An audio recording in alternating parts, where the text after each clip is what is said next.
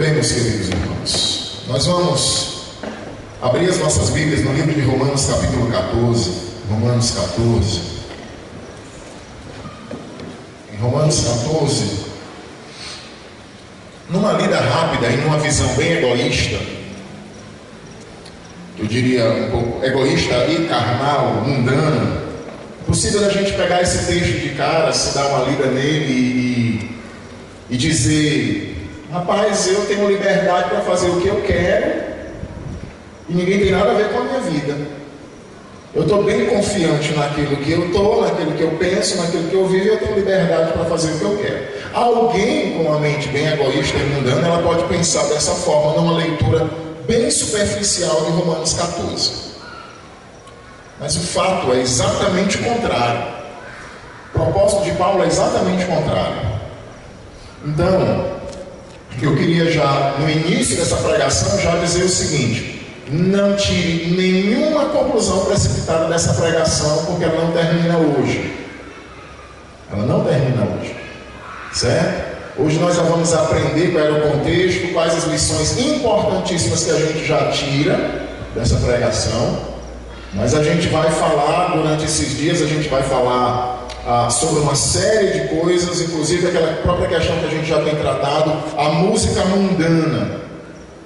A gente vai tratar sobre o escândalo. O que é escândalo? Escândalo é pecado? Jesus escandalizou pessoas ao fazer coisas no sábado.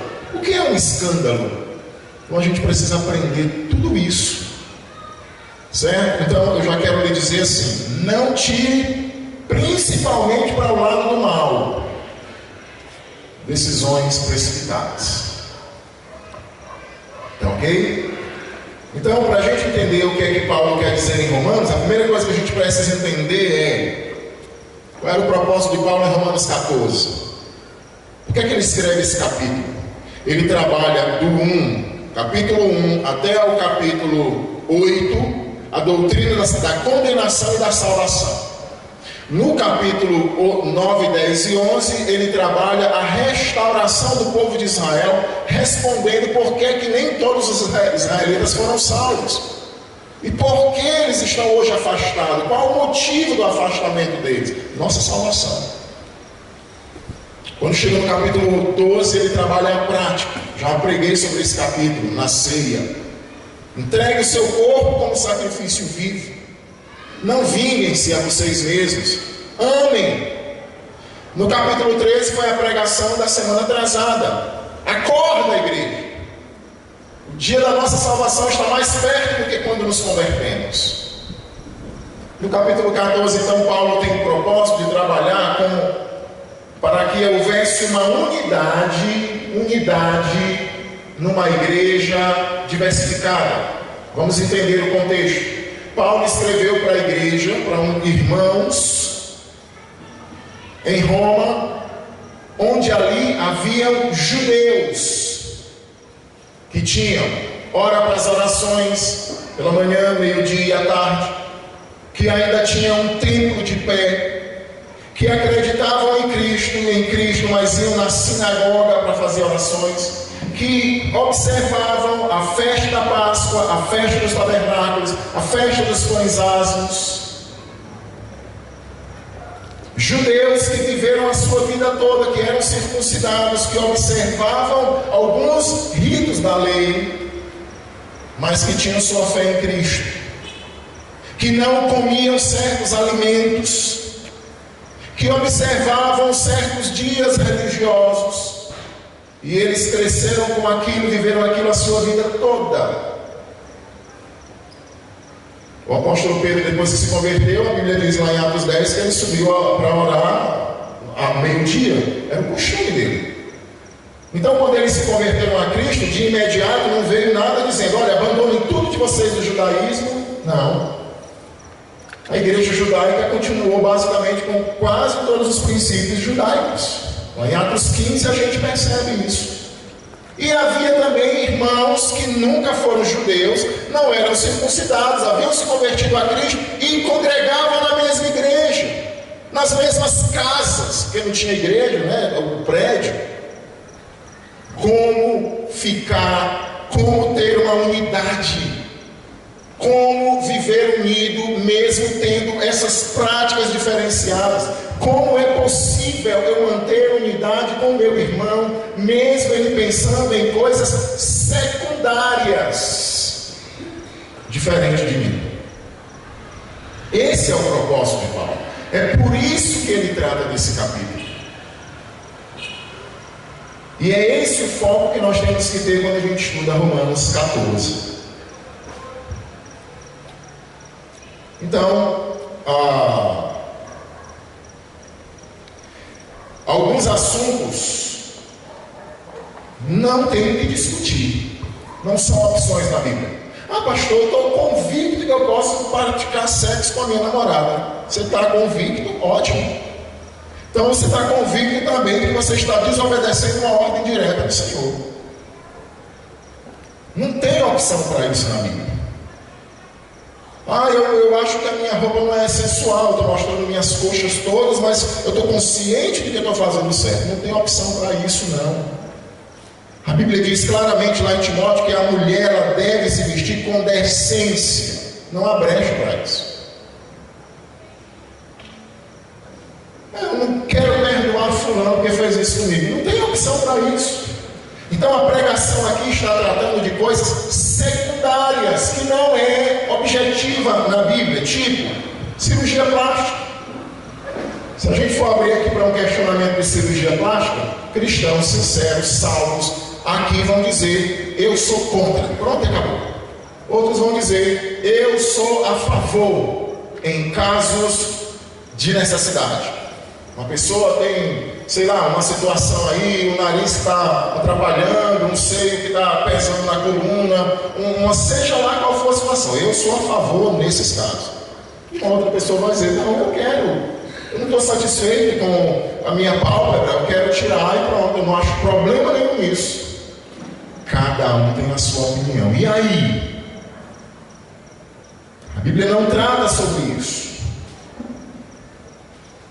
Cânticos dentro da igreja. Tem igrejas por aí que você vai lá, aqui na Paraíba, lá em São Paulo tem uma igreja que eles só cantam salmos.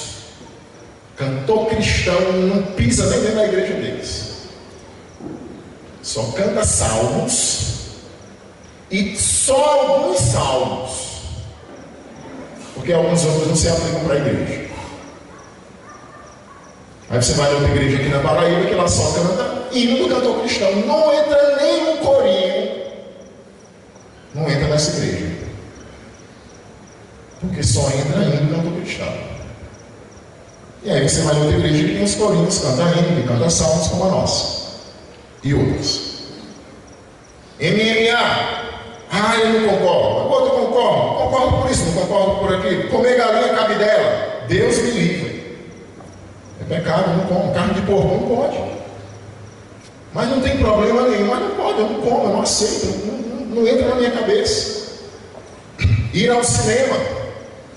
Até bem pouco tempo lá no seminário, se o seminarista pensasse em pisar no cinema, ele era simplesmente botado para fora. Ele podia voltar do cinema, pegar suas malas e ir para casa. Hoje pode, não pode? Dependendo do filme? Pode, né? Jogar baralho, dominó e sinuca. A gente vai para os nossos passeios, a gente joga lá. Mas para algumas pessoas, para algumas igrejas, a sinuca é um instrumento tão mundano e diabólico que era capaz de alguém que fosse para um retiro nosso ele se desviar da fé. A gente não tem problema nenhum com esses brinquedos, mas outras pessoas têm sérios problemas com esse tipo de jogo. Associam completamente ao mundanismo e ao diabo. Onde é que está o parâmetro?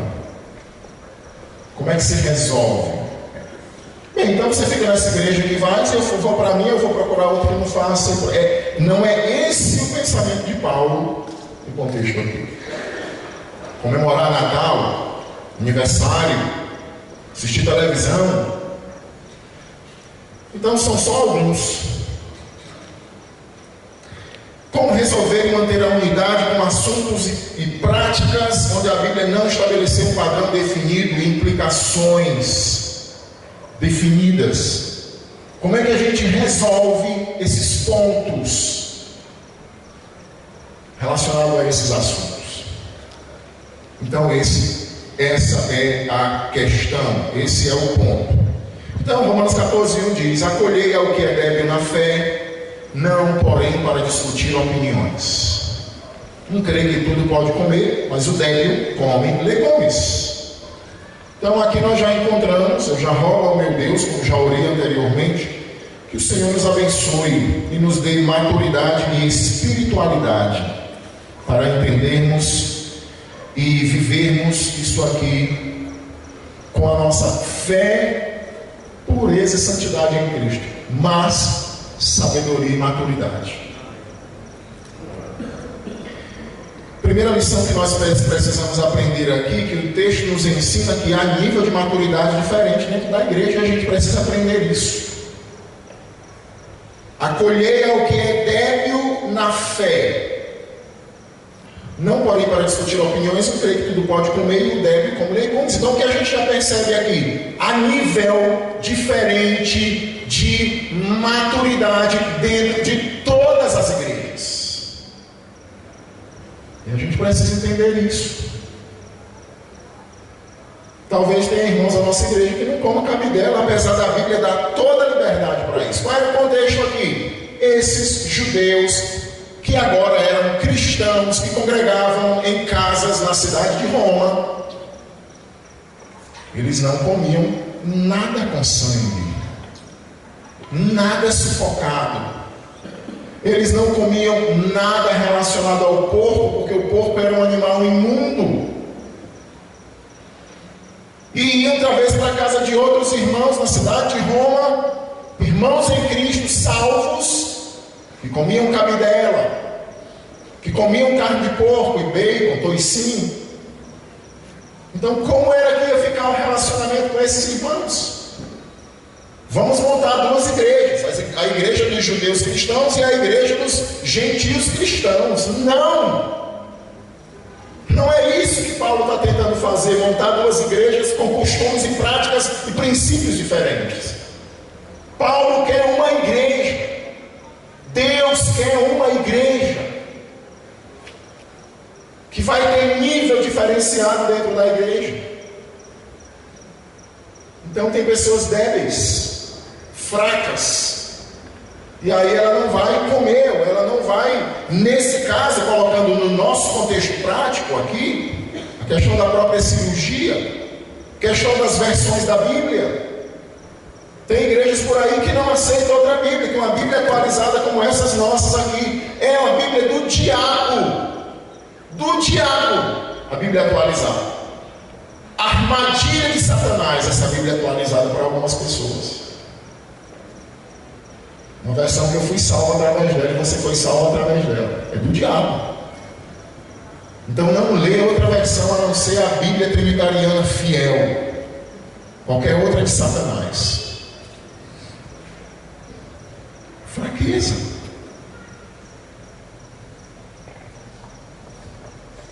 Então Paulo nos dá a instrução mostrando que há diferentes níveis de maturidade dentro da igreja.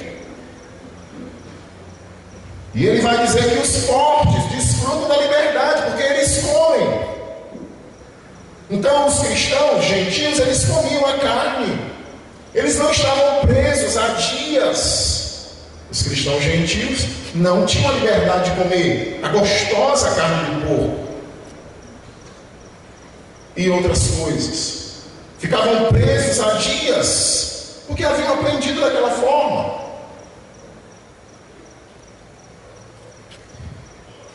Só uma dica para alguém que seja fraco relacionado a algumas coisas. O apóstolo Pedro diz que quarta-feira eu preguei o apóstolo Paulo ensinando em Filipenses que nós devemos desenvolver a nossa salvação. O apóstolo Paulo apóstolo Pedro, em 1 Pedro 2, ele diz que nós devemos nos alimentar, buscar o nosso leite espiritual para que nos seja dado crescimento para a salvação. Essas pessoas estavam perdendo bênçãos, porque eram débeis, fracas na fé, perdendo de ser de usufruir de coisas que Deus deixou a liberdade para se usufruir por causa da sua fraqueza na fé. Então o apóstolo Pedro, em 1 Pedro 2:2, ele diz: desejai ardentemente, como meninos recém-nascidos, o genuíno leite espiritual, para que por ele vos seja dado crescimento para a salvação. Crescimento na salvação. O apóstolo Paulo diz que nós devemos desenvolver a nossa salvação com temor e tremor. Esses judeus ficaram estagnados. Os hebreus lá, os judeus de Hebreus capítulo 5, por se tornarem tardios em ouvir a palavra, se tornaram infantis na fé, imaturos.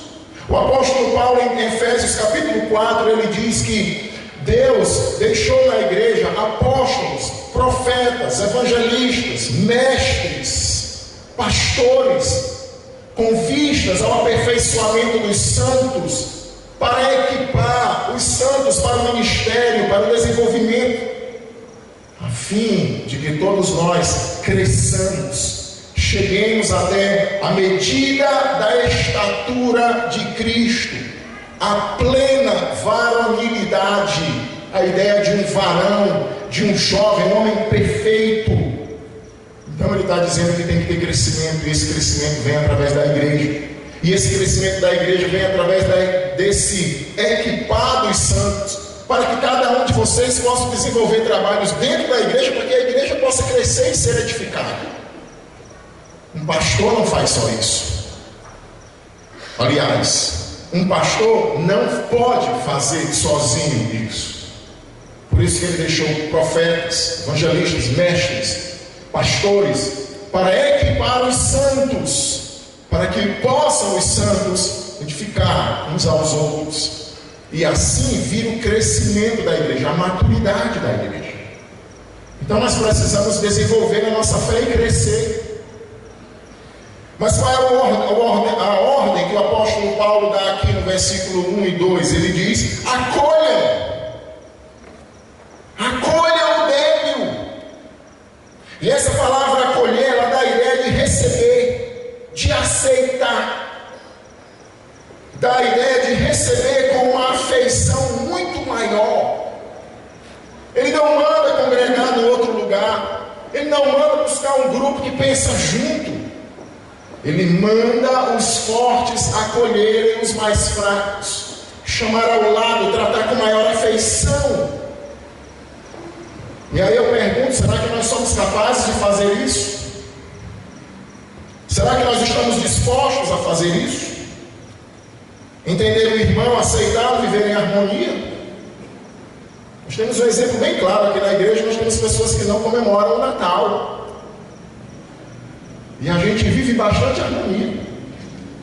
Ninguém faz apologia contra o Natal, ninguém faz apologia a favor de Natal, e vivemos uma harmonia maravilhosa relacionada a esse assunto.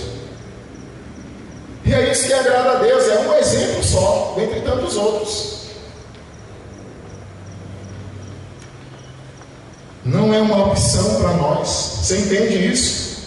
É um mandamento de Deus acolher o irmão fraco. Agora eu tenho um outro quesito. Ele não manda só acolher, ele manda acolher para não discutir.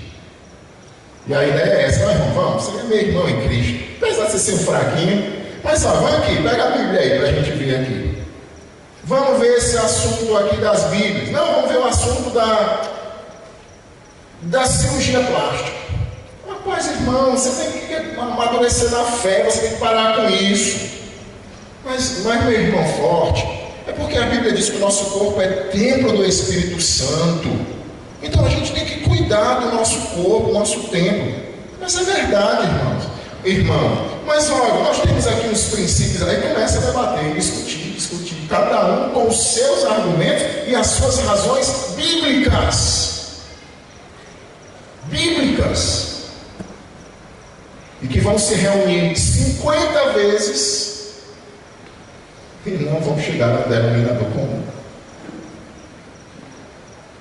Não vão chegar. Então, é para acolher e não ficar discutindo. Aliás, a discussão é um grande empecilho para a obra de Deus. A gente tem muito mais o que fazer do que ficar discutindo se cirurgia plástica é certo ou errado. O apóstolo Paulo, ele ensina lá em 1 Timóteo 1,4, ele diz para que Timóteo não se ocupe com fábulas e genealogias sem fim, que antes promovem discussões do que o serviço de Deus na fé. Ah, mas não pode, irmão, você não pode cantar esses louvores aqui na igreja, porque eles tratam sobre isso e tratam sobre aquilo. Mas, irmão, é que a Bíblia diz aqui que pode, irmão. Não, mas não pode. Então isso vai levar ao quê? Não, irmão, a gente precisa marcar 3 reuniões essa semana para a gente discutir sobre o assunto. Bem, é até importante. Mas isso aí já são 3 episódios que já poderiam ser usados para fazer uma outra coisa, dar um circular para fazer um evangelismo. Então as discussões não vão promover nada, porque cada um está completamente inteirado naquilo que concorda, que aceita. Então a primeira missão que ele dá para nós é: acolham o mais fraco e não fiquem discutindo opiniões. Meu irmão pensa diferente de mim, naquilo que a Bíblia não é objetiva e clara, eu vou aceitar. Eu vou manter comunhão com ele. Ele não acha certo fazer cirurgia plástica? Então deixa ele fazer. Eu vou matar meu irmão. Eu vou colocar disciplina no meu irmão. Onde é que eu vou para aqui pegar na Bíblia? Para disciplinar o meu irmão que está fazendo cirurgia plástica? A Bíblia diz: deixa ele, mas calma, ainda não terminamos, não chegamos nem no começo ainda. Deixa o irmão fazer cirurgia plástica, pode fazer, irmão. Depois ele diz: crê que tudo pode comer, mas o débil come legumes. Quem come, não despreze o que não come, e o que não come, não julgue o que come, porque Deus o acolheu. Qual é a segunda lição que nós temos que fazer aqui, aprender aqui? Primeiro é que a gente tem que acolher sem ficar discutindo. Eu vou frisar mais uma vez: assuntos não determinados na Bíblia. Segundo, ele diz que a gente deve acolher, sabe por quê? Porque a pessoa, nada menos do que o Criador do universo, o acolheu. Então, quem é a pessoa ofendida? É Deus. Quem foi a pessoa ofendida com os nossos tantos anos vivendo lá no mundo? Foi Deus. Quem foi que nós transgredimos suas leis a nossa vida toda? Foi Deus. E ainda assim Ele enviou o Filho dele para morrer por mim e por você. Quem é a pessoa ofendida? Se o irmão está fazendo uma cirurgia plástica, coisa que não está tratado diretamente, se ele toca hino, se ele canta louvores, corinhos, se ele usa a Bíblia NVI ou a Trinitariana, se ele... N coisas. Bem, só tem uma pessoa ofendida nisso tudo. É Deus. E a Bíblia diz que nós temos que acolher esse irmão porque Deus o acolheu. Deus acolheu o forte e acolheu o fraco. Deus acolheu o que come e o que não come.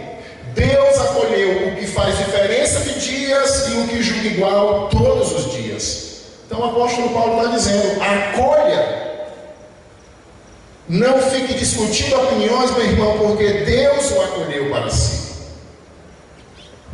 Se Deus estabeleceu acolher, quem sou eu e quem é você para não acolhermos?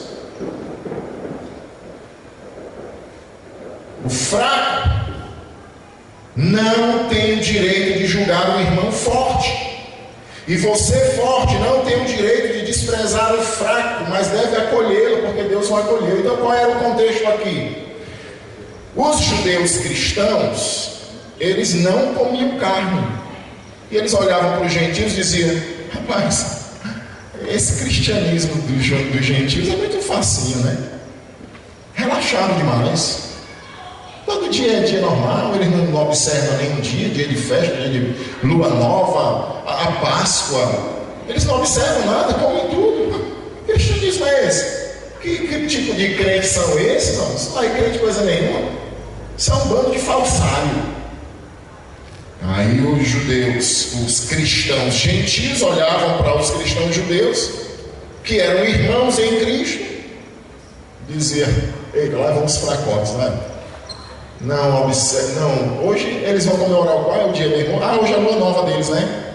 Eita, rapaz, nem vão poder participar aqui da nossa programação. É lua nova para eles. Oh, que pena. Mas são fracos demais esses irmãos. Oh, sei não, viu como é que Deus aceita isso. Então Paulo está dizendo: quem come, não despreze o que não come, e o que come, não julgue. O que não come, não julgue ao que come, porque Deus o acolheu. Então a lição para nós aqui é que Deus acolheu. Deus recebeu essa pessoa para si mesmo. Quem sou eu para desprezar o irmão e privá-lo do meu amor? Paulo, eu acho interessante aqui que Paulo poderia dizer assim, agora, a gente vai tratar sobre isso no próximo domingo. Mas agora que no início, o apóstolo Paulo nem manda os fracos comerem. Seus fracos, vão comer, deixem ser peixe, aproveitem a liberdade de vocês. Não manda eles comer. E não manda os fortes deixarem de comer.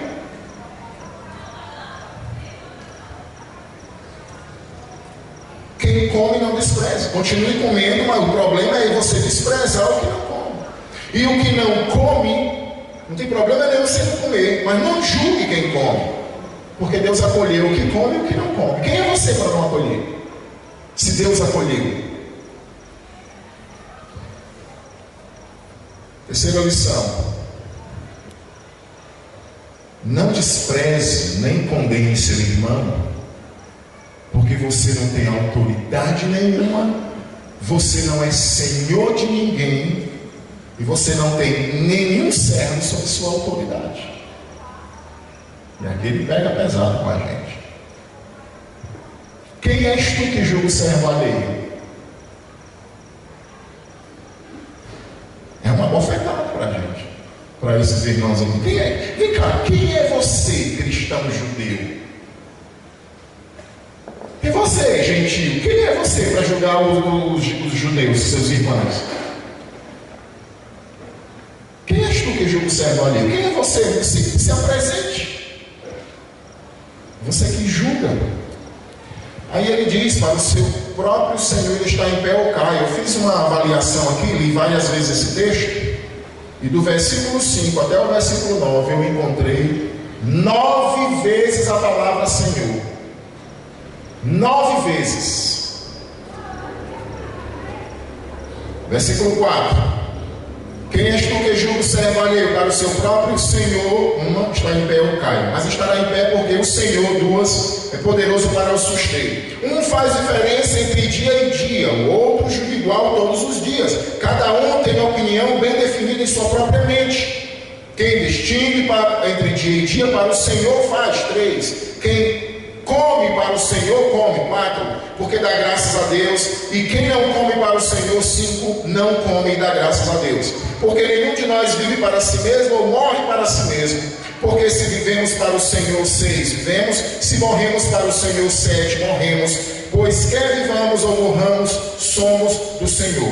8, são 9, né? Eu marquei 9, errei alguma contagem aí, mas são 9. 1, 2, 3, 4, 5, 6, 7, 8, 9. Pronto, vocês acharam e eu também já achei aqui. 9 vezes. Você sabe por que ele destaca isso? E ele diz assim, foi precisamente para esse fim que Cristo morreu e ressurgiu, para ser Senhor tanto de mortos como de vivos. Tu, porém, quem és? Porque julga teu irmão. Então o apóstolo Paulo está dizendo assim: meu amigo, Jesus Cristo morreu, ele ressuscitou, ele comprou, ele é Senhor. Quem é você? O que você é para julgar o seu irmão?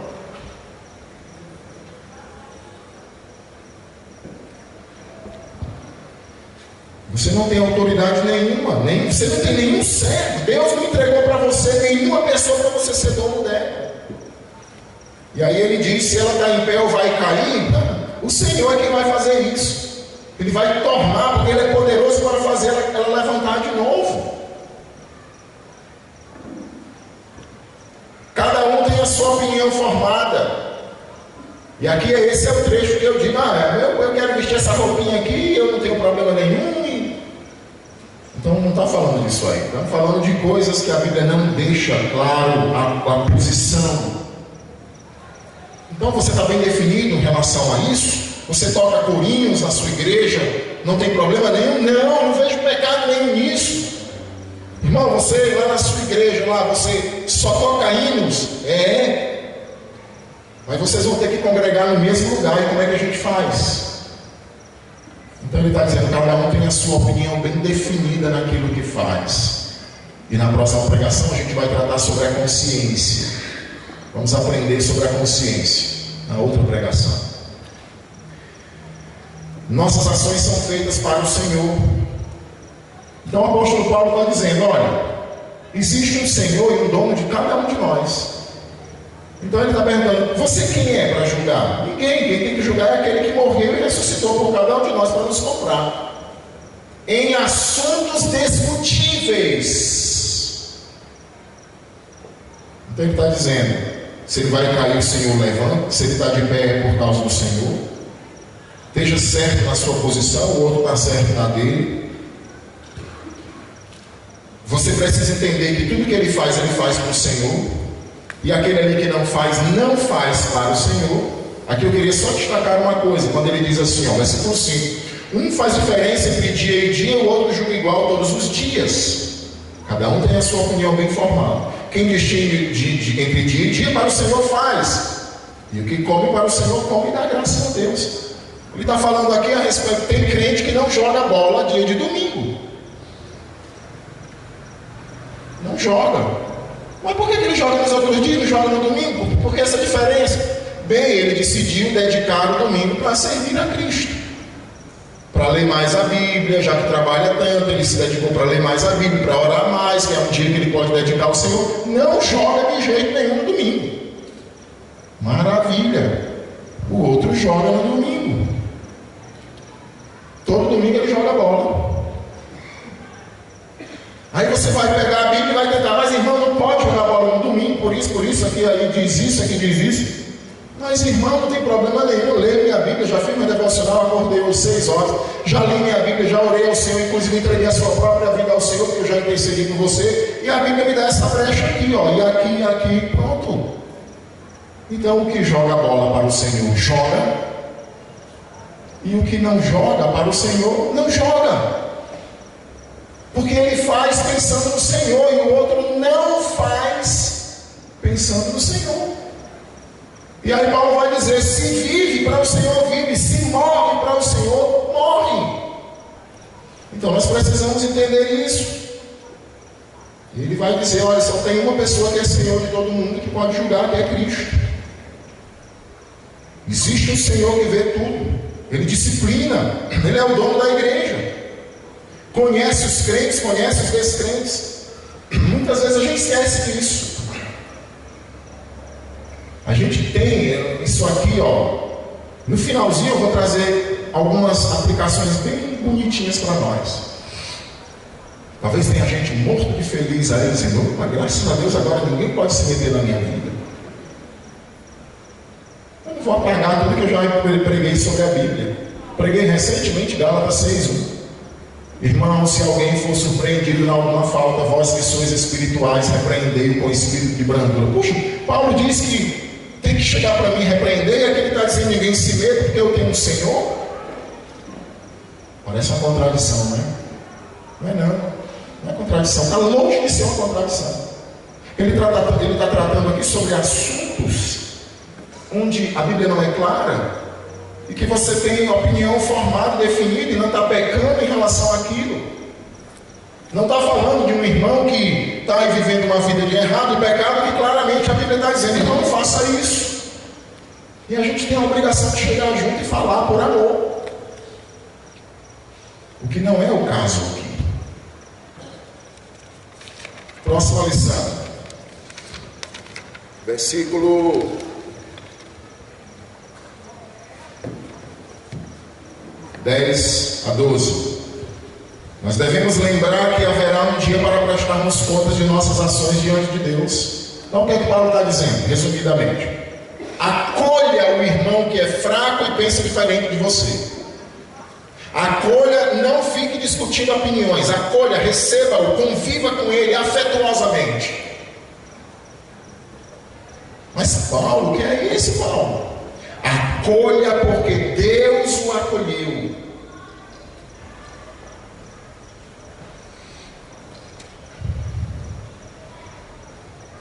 Quem é você para julgar o servo alheio? Você não tem escravo sobre seu domínio. Você não é senhor de nada. Você não pode julgar o irmão nesses assuntos. E aqui uma última lição para nós é que nós devemos lembrar que haverá um dia de cada um de nós prestarmos contas diante do Senhor. Então eu acho que o que conforta a gente em relação a isso aqui são esses dois aspectos. É lembrar que o meu irmão, vou pegar o exemplo aqui da cirurgia. Bem, se o irmão está fazendo cirurgia, levantou os seios, a irmã levantou os seios, levantou o bumbum, aí tome a hack, né? Eu acho que leva uma hack ali para ir de novo, e pá, pronto. Ela tem um Senhor. Eu não preciso perder minha noite desesperado, porque o Paulo está dizendo, ela tem um Senhor. Alguém que está lá no céu, alguém que habita dentro dela, que tem domínio, que é dono, que é Senhor, que controla todas as coisas.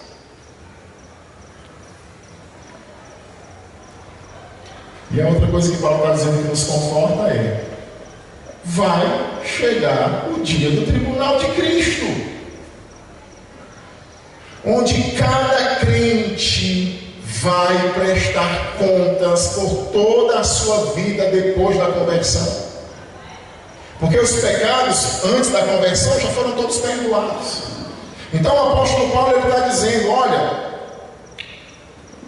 foi precisamente o versículo 9 para esse fim que Cristo morreu e ressurgiu para ser Senhor de vivos e de mortos. Tu, porém, porque julgas a teu irmão, e tu, porque desprezas o teu, pois todos compareceremos perante o tribunal de Deus, como está escrito: por minha vida, diz o Senhor, diante de mim se dobrará todo o joelho e toda a língua dará louvores a Deus. Assim, pois, cada um de nós dará contas de si mesmo a Deus.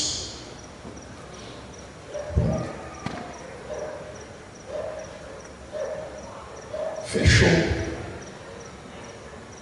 Então a irmã que faz cirurgia plástica, que acha a coisa mais correta do mundo, vai prestar conta se usou o corpo e o tempo indevidamente. O irmão que era crente escutava a música do Roupa Nova, músicas decentes que não tem um sentido dúbio, escutava só para ele, e vai prestar contas um dia com o Senhor.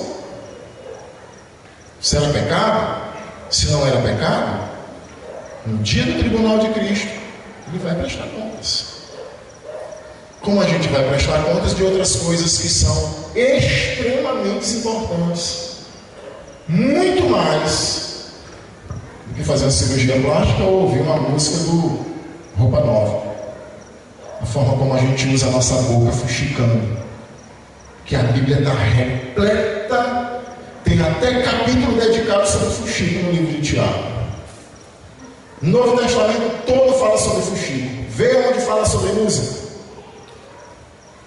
Me mostra um capítulo aí na Bíblia que fala sobre música mundana. Música que não é... Não, pastor, mas porque a música mundana foi inventada há 50 anos atrás. Na época de Paulo não tinha música mundana.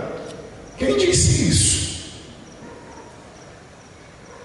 Sempre existiu músicas que não eram voltadas para a adoração de Deus, e eu acho muito interessante. Não tem uma página da Bíblia onde Deus diga: não escute a música dos amorreus, cuidado com a música dos babilônios. E a gente vai aprender ainda durante esses dias sobre engolir o mosquito, qual mosquito engoliu o camelo. A gente vai aprender sobre escândalo. Na próxima semana a gente vai aprender sobre o maniqueísmo e o dualismo grego, que é aí de onde vem alguns dos erros das nossas práticas criadas, doutrinas de homens. Por causa desse maniqueísmo e do dualismo grego, que tudo é de Deus ou é do diabo. Então uma obra de arte, um quadro, esse quadro foi pintado por um crente, é de Deus. Esse aqui foi quem pintou, não foi um descrente, é do diabo. Essa música aqui, quem criou a música? Não, essa música foi um crente. Aquela ali, não, aquela ali foi um descrente, é do diabo, essa é de Deus. Fora, Padre. E a gente precisa aprender sobre tudo isso para termos maturidade. Mas pastor, isso é tão perigoso para os meus filhos. Meu irmão, acorde. Você é pai, é mãe, você tem autoridade sobre os seus filhos. Se você não tem, é outra coisa. Você quem manda na sua casa, ou deveria mandar. Esse negócio dessa geração aí hoje que quer fazer tudo que quer mandar nos pais, é por causa dos pais que deixam. Os pais que deixam. Porque pode ter a idade que for. Meus filhos, o Lucas tem 22 anos, está lá na minha casa, meu filho mora comigo, vive, já tem o trabalho dele, mas ele é minha responsabilidade. E se vai morar na minha casa, tem que me respeitar. Como pai, vai fazer o que eu quero. Aí tem os pais aí, pastor, pelo amor de Deus, não pregue sobre isso, meu filho vai começar a ouvir música mundana. Culpa sua. Se deixar. Pastor, por que pregar sobre esse texto, meu irmão? Então vamos rasgar todas as Bíblias, Romanos 14, e vamos rasgar e acabou. Por que é que está aqui? Mas pastor, esse texto só fala sobre comida e dias. Meu irmão, o problema que estava acontecendo lá era esse. Mas isso aqui é um tipo que vai servir como implicação para o resto todo. E olha que na Bíblia ainda fala sobre os dois assuntos, a comida e os dias. Quanto mais naquilo que não fala. Então a gente precisa lembrar, abre tua Bíblia em 2 Coríntios, capítulo 5. 2 aos Coríntios, capítulo 5. Aquele texto lindo. Até preguei outro dia sobre a morte, né? Enquanto estamos no corpo, estamos ausentes do Senhor, por isso desejamos partir e estar com o Senhor. Então no versículo 8, que para mim é lindo, esse capítulo, 5:8. Entretanto, estamos em plena confiança, preferindo deixar o corpo e habitar com o Senhor. Por isso também que nos esforçamos, quer presentes ou quer ausentes. Você entende? Tanto faz eu estar na presença imediata de Cristo, diante dele pessoalmente, como estando ausente dele, como é o fato agora, da sua presença imediata, palpável, nós nos esforçamos para que, quer presente ou quer ausente, lhe sejamos agradáveis. Tanto faz eu estar na presença de Cristo como longe dele, lá no céu ou aqui. Eu vou viver de uma forma que eu me torne agradável ao meu Deus. E aí, versículo 10. Porque importa que todos nós compareçamos perante o tribunal de Cristo, o Bematos, para que cada um receba segundo o bem ou o mal que tiver feito por meio do corpo. Acabou. Então, no final das contas, muitas vezes a gente fica com raiva de determinadas circunstâncias, porque o irmão não gosta de comemorar aniversário. Tudo bem, se vai fazer apologia dentro da igreja e tentar causar divisão dentro, aí tem que tratar. Porque está fazendo apologia por uma coisa que não tem valor nenhum. Quem comemora aniversário, Deus, eu estou grato, este é o meu filho amado em quem me compraz, porque comemora aniversário. Ou, este é o meu filho amado em quem me comprazo, porque não comemora aniversário. Meu filho amado, né?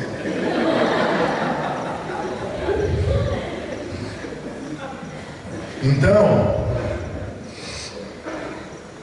nós não devemos julgar nem desprezar ninguém, porque nós vamos prestar conta diante do Senhor sobre o bem e o mal que tivermos feito por meio do corpo.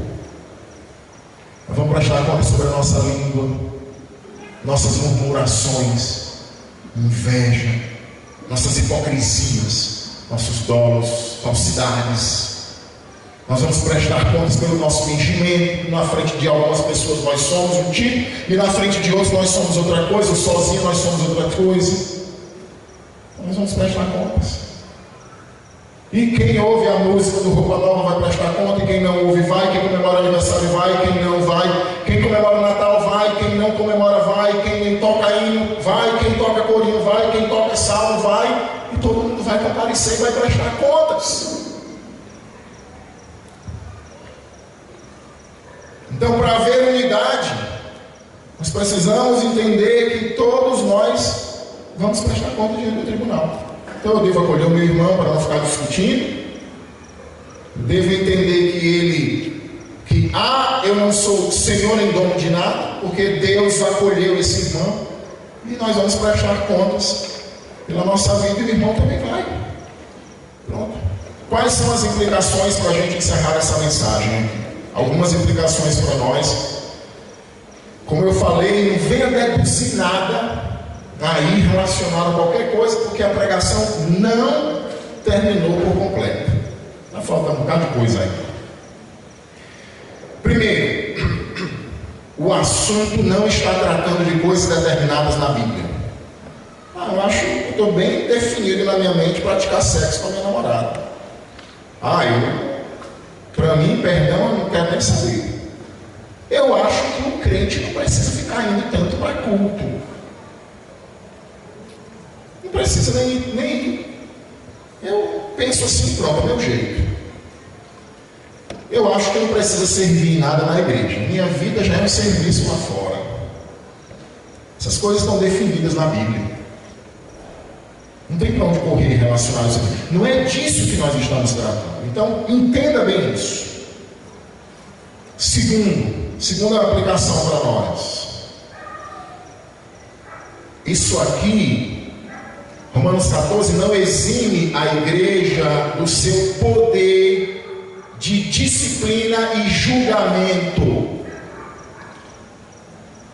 Pastor, o senhor não lembra não que naquele ano lá, naquele dia o senhor pregou para ninguém julgar, porque eu estou muito convicta na minha posição? Irmão, eu preguei sobre coisas discutíveis. O pecado que você está fazendo de bebedeira escondido em toda hora, isso aí está tratado na Bíblia de uma forma muito clara. E a igreja vai tratar o seu problema. Irmão ou irmão, quem quer que seja.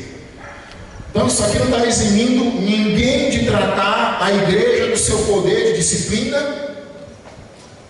Não está eximindo ninguém, porque isso aqui pode trazer duas coisas boas para algumas pessoas. Primeiro, graças a Deus que agora não preciso mais me intrometer com a vida de ninguém. Viu o irmão acolá num pecado miserável. Essa pregação veio a calhar na hora certa. Não preciso mais me intrometer, porque eu não sou senhor daquele irmão. Ele vai prestar conta no dia do tribunal. É errado. Você viu um irmão em pecado, você tem que ir lá tratar com ele. O resto da Bíblia todinho fala sobre isso. Eu já preguei nisso aqui e cansei. E vou ter que tomar fôlego de novo, porque eu vou ter que pregar muitas vezes ainda de novo, se o Senhor assim nos conceder. O outro caso é, graças a Deus que agora eu estou livre para fazer o que eu quiser, porque ninguém é meu Senhor, e um dia eu vou prestar conta no tribunal de Cristo. Não é só assim não. Se você estiver no pecado, aquilo que está determinado na Bíblia, você está debaixo da autoridade dos seus pais, se você for jovem, das autoridades dentro da igreja, pastor, diáconos e liderança, e da autoridade maior que é a própria igreja, da qual Cristo é o cabeça. Então não atropele as coisas.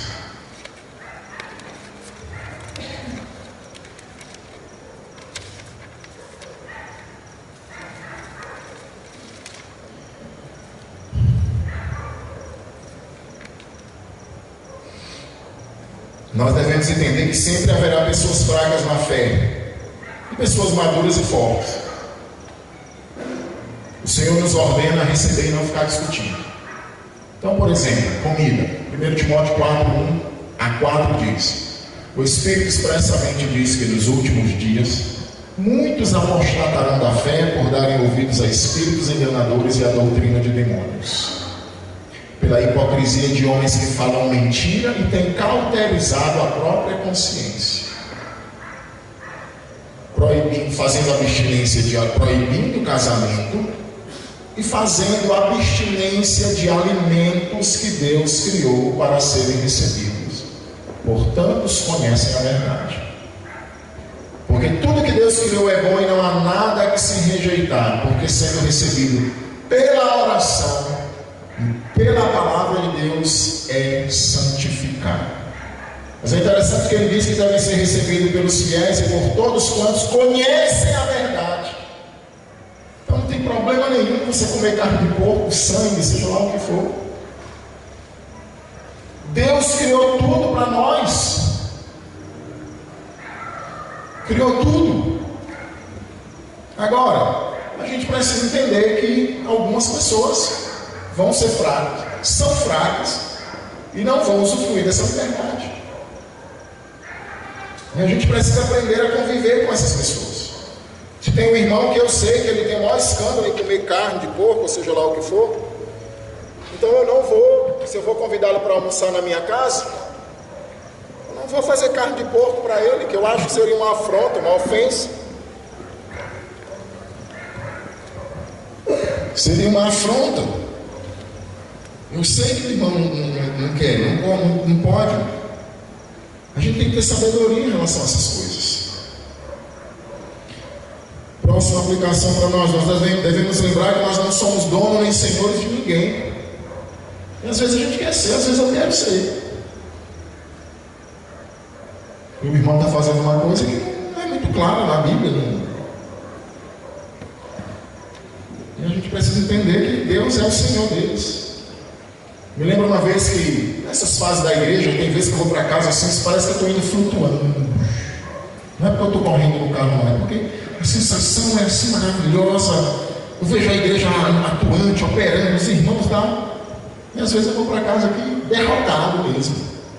E numa dessas vezes que eu fui para casa me sentindo mal, assim, por não ver a coisa andando, uma vez eu cheguei em casa, peguei minha Bíblia e estava lá muito mal mesmo.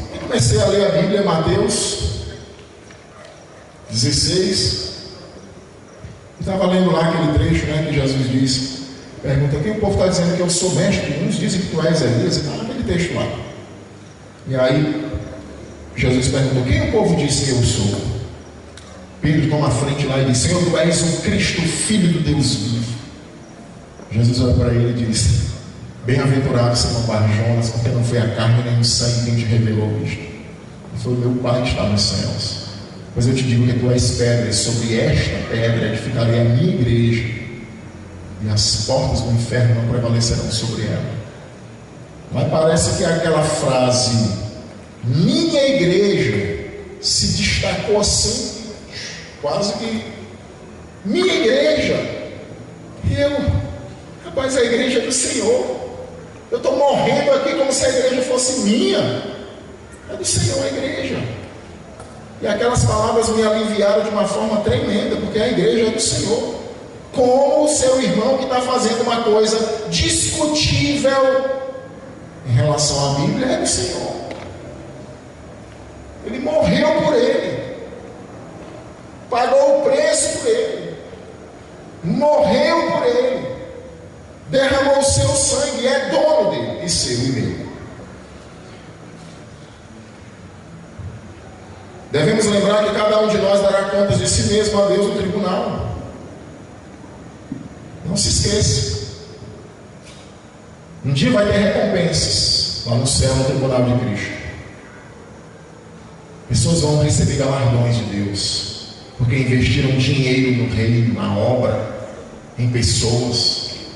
Investiram tempo em pessoas, investiram esforço em pessoas, oraram e intercederam por pessoas, sofreram perseguição por ser um crente, vão receber recompensas e galardões no céu. Infelizmente, algumas outras pessoas vão ser salvas todavia como pelo fogo. Você tem uma cama de ferro em casa, colchão bem bonito, mola e tudo mais. O incêndio derruba tudo na sua casa, madeira e tudo, as paredes enfraquecem, acabou a geladeira, acabou tudo, mas a sua cama está lá, você vai tirar ela porque você vai aproveitar. A caminha lá saiu do fogo, ela presta para quê? Tem muito trabalho para renovar aquela cama, ela é de ferro.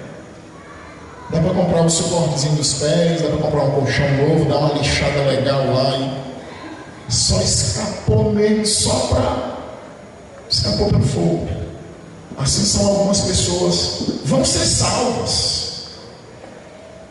1 Coríntios 3, só salvas.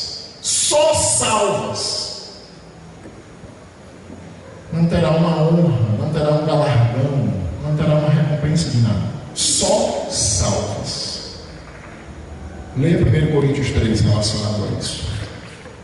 Então, para encerrar, não tire conclusões precipitadas em relação à pregação. Ela não terminou, não. Nós vamos falar ainda na próxima semana. Eu já falei sobre o dualismo, maniqueísmo, sobre um princípio muito maior do que a minha liberdade.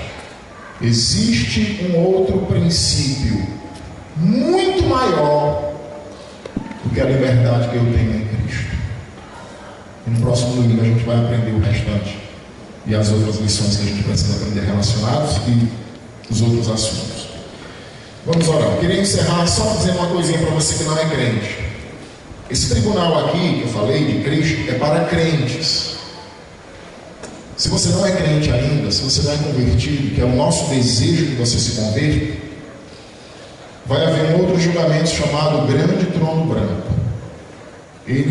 Esse julgamento para crentes não é para condenação, mas o julgamento do Grande Trono Branco será para condenação. Vão participar neles aqueles por quem Cristo não pagou pelos seus pecados, por quem não teve o perdão dos seus pecados por meio do sacrifício de Cristo.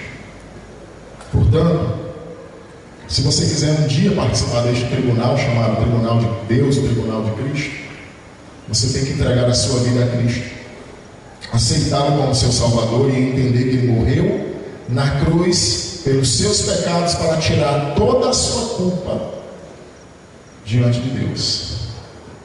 E se você não o fizer, se você rejeitar a obra de Cristo, você vai participar do tribunal, do Grande Trono Branco, e de lá será lançado no lago de fogo eterno, que é a segunda morte. Portanto, eu gostaria de perguntar se há alguém aqui que gostaria de entregar a sua vida a Cristo, recebê-lo como seu Salvador e ter o perdão dos seus pecados. Se houver alguém, por favor, levante uma mão, manifeste aí onde você está. Ok, você pode me procurar após o culto, ou a qualquer um dos irmãos, e você dizer: olha, eu quero, sou tímido, mas eu entreguei minha vida a Jesus Cristo hoje, nesses dias, ou eu quero entregar minha vida a Jesus Cristo.